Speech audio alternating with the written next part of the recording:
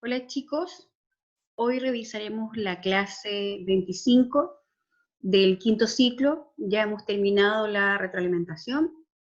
Comenzaremos ahora a revisar los nuevos contenidos, ¿ya? Espero que hayan podido asegurar los aprendizajes que eran necesarios para poder seguir avanzando.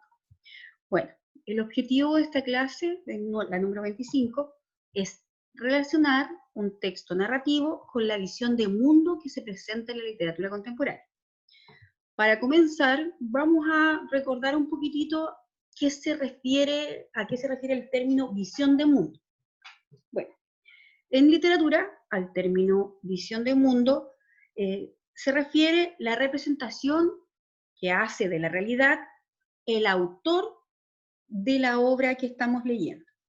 Esta visión está siempre influida por el contexto histórico del autor, o sea, en el momento en el que él escribía, por sus creencias filosóficas, espirituales y culturales. O sea, la visión de mundo es en sí lo que el autor concibe del mundo que le rodea, cómo él ve el mundo.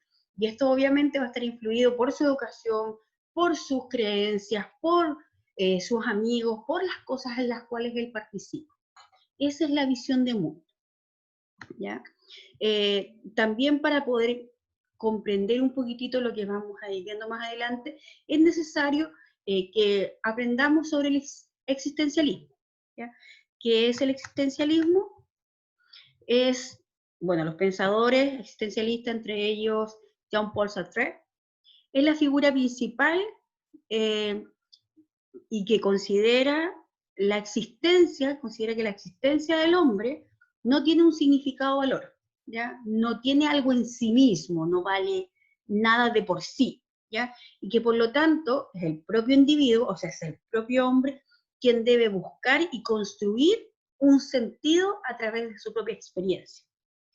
Considera también que no hay verdades absolutas, ¿ya? O sea, no hay nada que sea dicho y establecido, porque el horror de las guerras, ¿ya?, ha hecho que se pierda la confianza en el futuro y en la voluntad del hombre.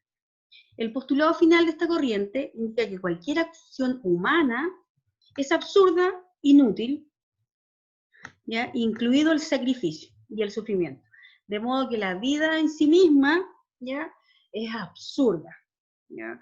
Algunas temáticas existencialistas, y esto lo podemos ir viendo reflejado obviamente en la literatura. Existe mucha literatura existencialista donde nosotros leemos y nos damos cuenta que se reflexiona al respecto de que el hombre no entiende por qué está viviendo, por qué en realidad se esfuerza o trabaja y hace lo que hace si en realidad no tiene sentido, ¿ya? No siente que lo esté haciendo por algún motivo en particular o porque le traiga un bienestar para él, ¿ya?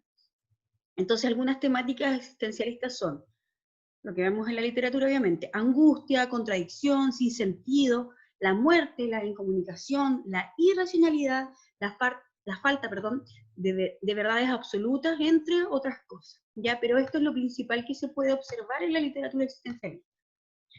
Jean-Paul Sartre, como les decía antes, es un filósofo, escritor y crítico literario francés, una de las figuras intelectuales más influyentes del siglo XX. Su obra es representativa del existencialismo, por eso que la hacía alusión en el texto anterior a él, ¿ya? Corriente filosófica que influyó de gran manera en la literatura del siglo XX. Entre sus libros de ensayos más conocidos se cuentan El ser y la nada, el existencialismo, ¿ya? En su obra dramática Las moscas, publicada en el año 1943 durante la ocupación nazi. Ustedes saben que la ocupación nazi en Europa produjo muchos desastres y produjo mucha desazón en todas las personas. Bueno, haciendo mención a lo que estaba diciendo, esta obra presenta una crítica a la guerra, actualizando el mito griego de Electra y Orestes, que buscan vengar la muerte de su padre Agamenón. Él hace una relación entre ese mito y lo que está sucediendo con esta ocupación nazi. Bueno, la actividad que se plantea en esta clase es que ustedes lean el texto de la náusea de la página 60 y 69 del libro del estudiante y que vayan tratando de observar ¿ya? Las características del existencialismo, que se ven reflejadas en ese texto, ¿ya? A medida que lo van leyendo. Bueno, esta es una actividad, la primera actividad, que es respecto a los textos cortitos que leímos, que aparecen aquí en la guía. Después tienen que identificar en el texto la náusea alguna cita textual que evidencie la presencia de las siguientes características del existencialismo. O sea, que ustedes busquen ahí cuál de las partes del texto reflejan angustia, cuál refleja el absurdo, cuál refleja las contradicciones, cuál refleja la muerte, ¿ya? Y vayan copiando ahí la cita que se hace mención. Esa es la actividad de esta clase, más obviamente la lectura. Vamos a pasar a la clase 26, en la cual se busca interpretar y comparar relatos con perspectivas múltiples, a través de la lectura de un ensayo y un microcuento, ¿ya? Se pide que lean el texto ensayístico El exilio de Helena, de Albert Camus, en la página 72 del libro, y que pongan atención en la postura del autor acerca del pensamiento griego y su comparación con el siglo XX, ¿ya? Que es el contexto histórico del ensayo. O sea, este ensayo fue escrito en este siglo, perdón, ahora estamos en el siglo XXI, en el siglo pasado, ¿ya? Pero en el siglo XX, o sea, en la época contemporánea. El autor en este texto va haciendo una comparación entre el pensamiento griego versus el pensamiento del hombre ahora.